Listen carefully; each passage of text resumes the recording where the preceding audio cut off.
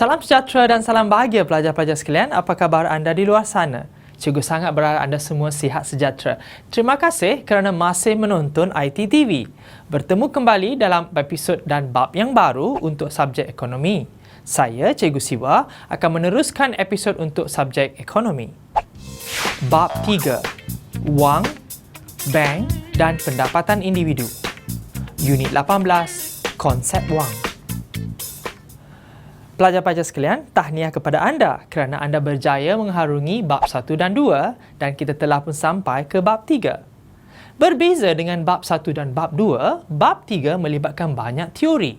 Oleh kerana itu, berbeza dengan bab-bab yang sebelum ini yang telah cikgu ajar, dalam bab 3 telah cikgu selitkan sedutan-sedutan seperti tahukah anda, wawancara dengan pegawai bank dan juga bank negara dan pelbagai aktiviti ataupun video yang menarik untuk paparan pelajar-pelajar sekalian. Ini bagi memastikan sebarang video yang telah kita tunjukkan dalam ITTV untuk memastikan pelajar-pelajar memahami dengan lebih mendalam. Itulah motif dan harapan kita. Pelajar-pelajar sekalian, tanpa melengahkan masa, mari kita meneruskan episod kali ini. Pelajar-pelajar sekalian, dalam bab unit 18 ini, cikgu akan terangkan berkaitan dengan konsep wang dengan lebih mendalam dan bukan itu sahaja, kita akan melihat dari segi revolusi wang dan juga jenis-jenis wang pada masa yang sama, kita akan lihat perbezaan kenapa pada waktu dulu sistem barter tidak lagi diguna pakai sehingga hari ini. So, inilah subtopik ataupun sinopsis yang pelajar-pelajar akan mempelajari dalam unit 18. Mari kita lihat episod kali ini. Maksud wang, sebarang komoditi atau benda yang diterima umum oleh masyarakat sebagai alat perantaran pertukaran. Kata kunci di sini adalah komoditi atau benda diterima umum alat perantaran pertukaran. Bagi memberikan pemahaman yang lebih mendalam konsep wang itu tadi pelajar-pelajar, mari kita lihat grafik yang telah cikgu sediakan. Seorang pembeli ingin membeli barang dari penjual. Maka transaksi ini memerlukan wang dan juga barang. Apabila penjual menjual barang kepada pembeli, maka pembeli akan membayar kepada penjual wang. Di sini wujudlah proses perantaraan pertukaran, iaitu urus niaga wang dapat digunakan sebagai komoditi yang dijadikan sebagai alat perantaraan pertukaran. Berdasarkan kepada grafik itu tadi pelajar-pelajar, wang menjadi asas dalam urus niaga seharian. Dengan kata lain, tidak sahlah untuk subjek ekonomi ini kalau kita tidak mempelajari tentang wang. Ini kerana wang menjadi asas dalam sebarang urus niaga harian. Sebab itulah ia merupakan komoditi yang diterima umum. Mari kita lihat seterusnya. Ciri-ciri wang boleh dibahagikan kepada unit-unit yang kecil.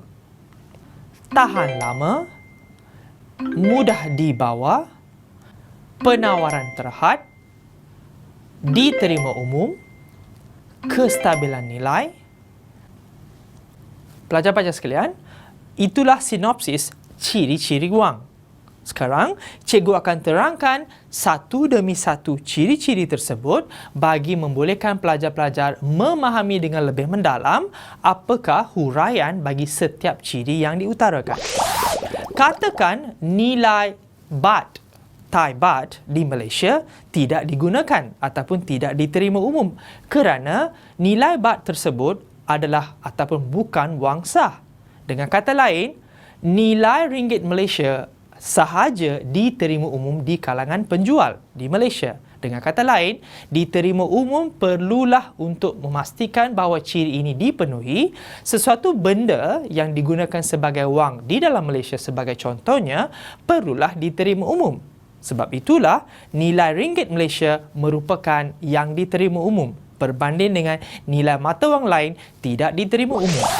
Pelajar-pelajar sekalian, walaupun wang merupakan benda yang diterima umum, di Malaysia, Bank Negara Malaysia mempunyai asas ataupun instrumen yang memastikan penawaran terhad dalam mengeluarkan wang. Sebagai contoh, terdapat instrumen yang dikaskan di bawah tidak berlaku lebihan ataupun kurangan dalam proses pengeluaran. Ini kerana nilai sesebuah wang akan turun jika pengeluarannya adalah melebihi daripada pasaran. Sebab itulah, walaupun wang diterima umum, tetapi ciri penawaran terhad perlu dipenuhi. Dengan kata lain, wang sesuatu yang bukan mudah diperolehi pada masa yang sama, ia juga adalah dalam kuantiti yang terhad. Pelajar-pelajar sekalian, sekiranya anda lihat ini adalah nilai wang bernilai RM20. Bagi menghuraikan apakah yang dimaksudkan dengan kestabilan nilai, sebagai contoh, katakan hari ini nilainya bernilai 20. Pada keesokan hari, sekiranya anda menggunakan wang yang sama untuk membeli barang yang masih bernilai 20, sekiranya wang ini berubah nilai daripada 20 menjadi 10, ini bermaksud nilai wang tidak wujud. Sebab itulah, bagi sesebuah ciri wang, nilai sesuatu barang ataupun nilai sesuatu wang perlulah stabil. Dengan kata lain, walaupun hari ini bernilai 20, selepas 20 ataupun 30 tahun, wang ini masih berfungsi bernilai 20. Dia tidak boleh bertukar menjadi RM5 ataupun RM10 dalam satu hari yang berlainan berbeza. Sebab itulah, untuk menjadi ciri sesuatu wang, nilai sesuatu wang perlulah stabil. Mari kita lihat huraian seterusnya.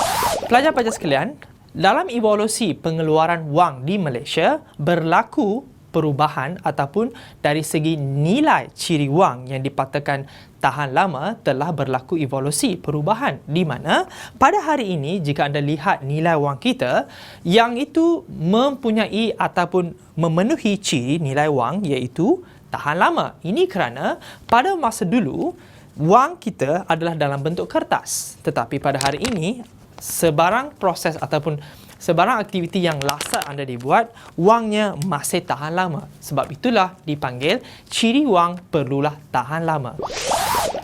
Ciri kelima, mudah dibawa. Sesuatu wang perlulah mudah dibawa, ringan dan perlulah tidak berat. Ciri keenam, boleh dibagikan kepada unit-unit yang kecil. Pelajar-pelajar sekalian, telah cikgu huraikan bagaimana konsep ciri-ciri wang yang dikaitkan dengan wang pada hari ini yang kita guna pakai. Apabila cikgu bincangkan tentang wang, apakah pula jenis-jenis wang yang wujud di Malaysia? Mari kita lihat video yang seterusnya. Berdasarkan kepada apa yang anda lihat di kaca TV anda, terdapat 3 jenis wang yang wujud, iaitu duit shilling, wang kertas dan deposit semasa. Mata wang. Duit shilling dan wang kertas dikenali sebagai mata wang. Pelajar-pelajar sekalian, mata wang terdiri daripada duit shilling dan juga wang kertas. Di mana di Malaysia, wang kertas digunakan MYR ataupun Malaysian Ringgit. Manakala untuk shilling, kita menggunakan sen. Sebab itulah, mata wang berbeza bagi setiap negara. Sebagai contoh, di US, negara US menggunakan US dollar. Begitu juga di negara Indonesia, China dan sebagainya. Maka ingatlah pelajar-pelajar, sekiranya perumpamaan ataupun perkataan mata wang ini, ia merujuk kepada sen dan juga nilai ringgit Malaysia.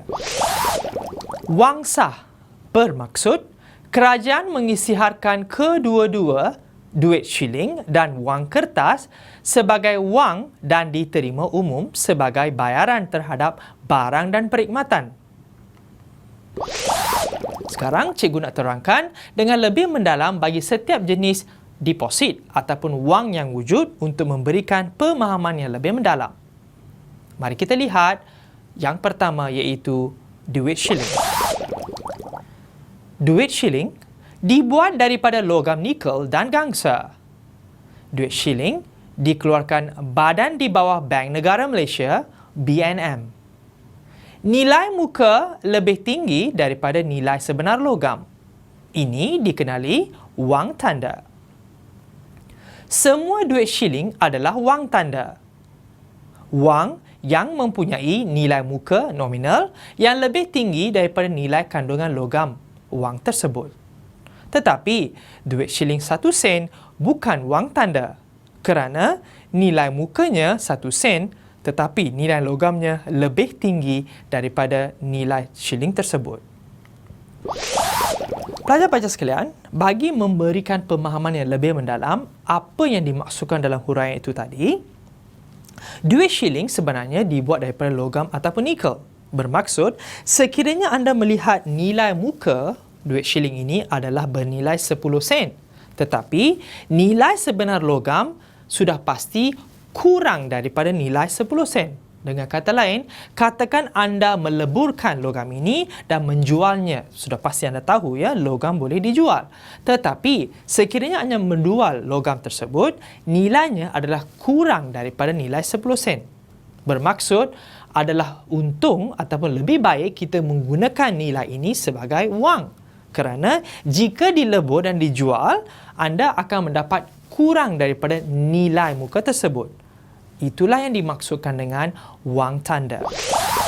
Wang kertas dicetak oleh Bank Pusat bersandarkan kepada rizab antarabangsa iaitu emas dan pertukaran wang asing. Deposit semasa. Wang yang disimpan dalam akaun semasa di bank perdagangan. Dianggap wang sebab boleh buat pembayaran melalui cek. Tetapi bukan wang sah sebab tidak semestinya diterima. Sebagai contoh, cek tendang. Pelajar-pelajar sekalian, kalau anda tak pernah melihat apa yang dimaksudkan dengan deposit semasa dalam bahasa Inggeris dipanggil checkbook ataupun sebarang pembayaran yang dibuat melalui cek. Apa yang dimaksudkan dengan wang kerana anda boleh menggunakan cek ini untuk membayar kepada si penerima. Sebagai contoh, si penerima di sini bernama Siva, iaitu saya. Tetapi, cek ini tidak boleh berfungsi sebagai wang sah kerana tidak semestinya semua tempat menerima cek sebagai bayaran. Sebagai contoh, sekiranya anda ingin membayar yuran bulanan kepada pihak tuition contohnya, anda boleh menggunakan cek. Tetapi, adakah anda boleh menggunakan cek untuk di kedai kopi? Sudah pasti tidak diterima. Sebab itulah, ia dipenali sebagai wang, tetapi deposit semasa tidak ataupun bukan dikenali sebagai wang sah. Pelajar-pelajar sekalian, telah pun cikgu terangkan ciri-ciri wang dan juga jenis-jenis wang. Sekarang, mari kita lihat pula apakah fungsi wang. Fungsi-fungsi wang. Alat perantaran pertukaran, alat bayaran tertunda, alat simpanan nilai, alat ukuran nilai. Pelajar-pelajar sekalian, begitulah 4 jenis fungsi wang yang berkaitan dengan fungsi wang. Sekarang, cikgu akan terangkan lebih mendalam bagi setiap fungsi tersebut. Mari kita lihat fungsi pertama iaitu fungsi wang, alat perantaran pertukaran. Wang sangat penting dalam urusan seharian bagi setiap individu dan juga proses perniagaan. Menjadi mudah kerana sistem harga dapat dibentuk dan urus niaga dapat dipermudahkan. Keadaan ini berbeza dengan sistem barter kerana syarat pertukaran barangan antara dua pihak iaitu memerlukan kehendak yang serentak tetapi tidak untuk fungsi wang di mana kehendak serentak tidak perlu sama sekali. Fungsi kedua, alat pengukuran nilai.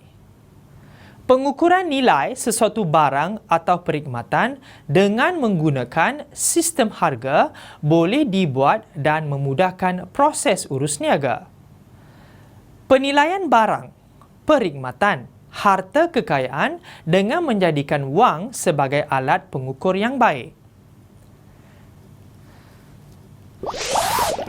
Fungsi ketiga, alat penyimpan nilai.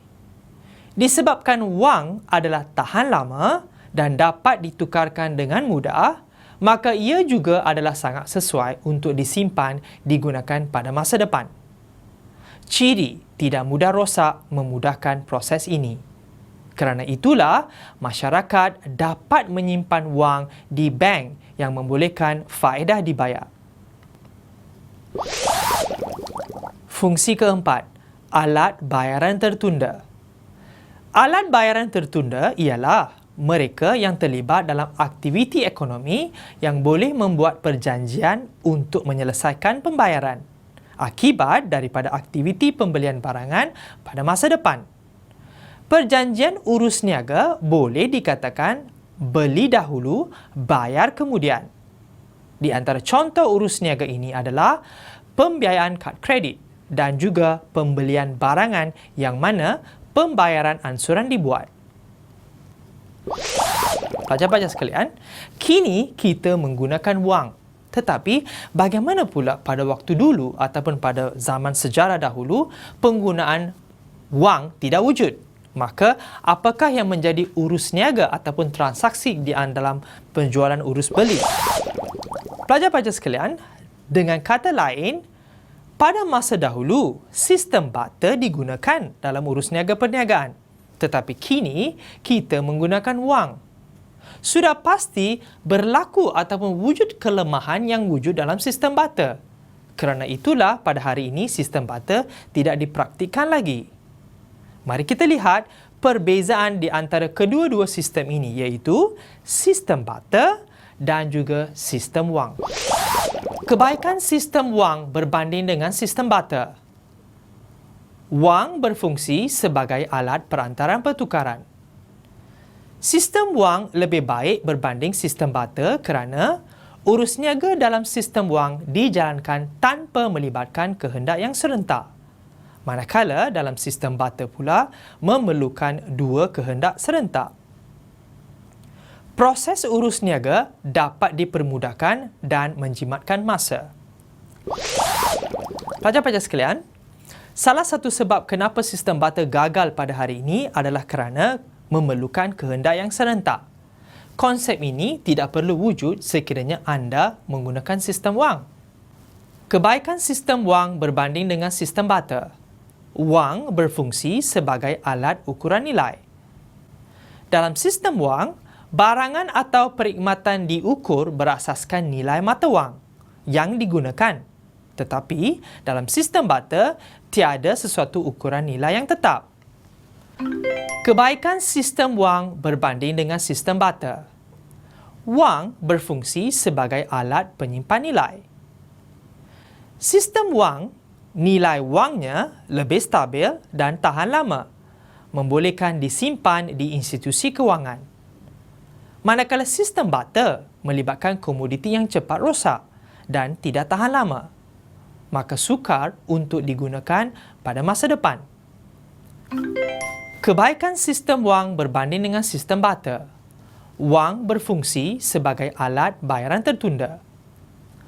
Sistem wang membolehkan individu membeli pada masa sekarang dan membayar pada masa depan. Tetapi dalam sistem barter, aktiviti bayaran tertunda tidak boleh dijalankan kerana tidak tahan lama dan nilainya tidak stabil. Pelajar-pelajar sekalian, sudah pasti dengan jelasnya huraian itu tadi menunjukkan bahawa sistem wang mempunyai kebaikan lebih baik daripada sistem barter.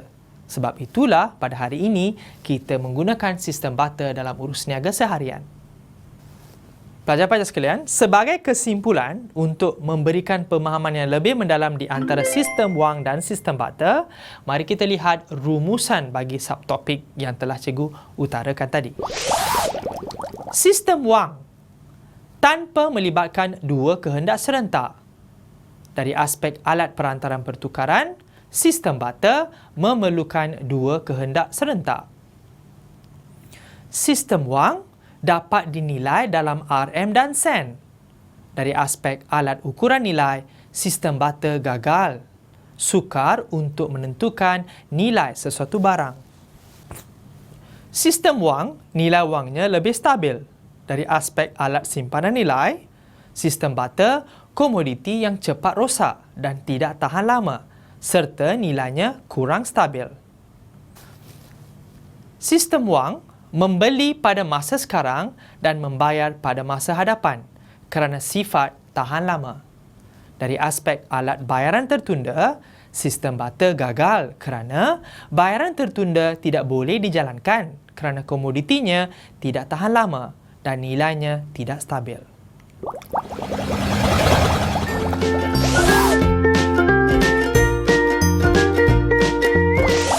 Pelajar-pelajar sekalian, telah pun kita sampai ke penghujung rancangan. Seperti biasa, telah cikgu sediakan soalan untuk episod ini. Mari kita lihat untuk memberikan pemahaman yang lebih mendalam supaya anda boleh menjawab soalan tersebut. Cik Ahmad, boleh tak kalau saya nak beli sebahagian daripada lembu daripada beli keseluruhan lembu? Mana boleh cik, rugilah saya. Saya tak jual sebahagian. Kalau nak beli, cik kena beli keseluruhan lembu. Kalau macam tu tak apalah, saya tak jadi untuk beli. Baiklah Cik Ali. Soalan, kenapakah Encik Ahmad tidak mahu menjual lembunya hanya sebahagian daripada bahagian lembu tersebut? 2 markah. Pelajar-pelajar sekalian, sudahkah anda menjawab rangka jawapan itu? Mari kita lihat jawapan yang sebenar untuk soalan tersebut. Ciri kelemahan sistem barter iaitu tidak boleh dibahagikan kepada unit-unit yang kecil. Ini kerana seekor lembu jika dijual sebahagiannya sahaja kepada Encik Ali, maka sebahagian lain pula kemungkinan tidak dapat dijual dan akan rosak. Maka, masalah kesukaran untuk membahagikan komoditi kepada unit-unit kecil punca utama kenapa transaksi ini tidak berjaya. Pelajar-pelajar sekalian, berdasarkan kepada rangka jawapan yang telah cikgu sediakan, maka berakhirlah episod kali ini. Sehingga kita berjumpa lagi pada episod yang akan datang. Salam ceria, salam bahagia dan jumpa lagi.